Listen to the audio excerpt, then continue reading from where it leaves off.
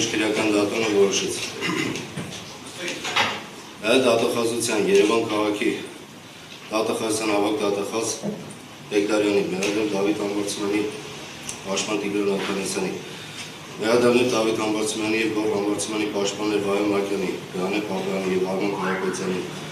վերակնիշ բողոքները բավարարել մասնակի Երևան քաղաքի առաջին հայցանին ընդհանուր և ըստ քրեական դատանի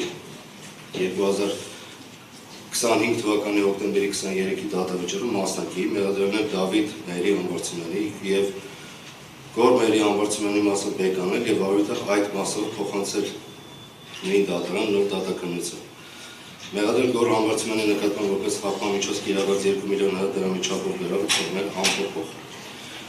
Մեղադրյալ Դավիթ Համբարձումյանի նկատմամբ որպես խաբկանմիջոց կիրառված տնային քանակը փոխել վարչական հսկողություն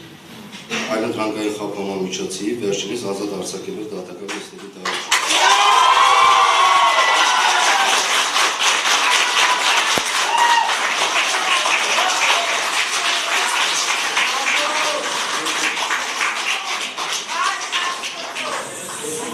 Մեղադրյալ Դավիթ Համբարձումյանի պարտներոցն շաբաթը մեկ անգամ գրանցվել իր բնակության վայրի հանրային պրոբացիայի ծառայությունում Մեղադրյալ Դավիթ Համբարձումյանին արգելել առանց վարկ իրականացնում Վարմանի դատանի թույլտվությամբ փոխել մշտական բնակության վայրը հաղորդակցվել նշված քրեական գործով դժողներ Ինջի Գուլյանի, Բադոյանի, Ասլանյանի, Պողոսյանի և Վրգա Դավիթյանի վարչական հսկողության մասով որոշման կատարումը հանձնարարել հանրային պրոբացիայի ծառայության համապատասխան ստորաբաժանման։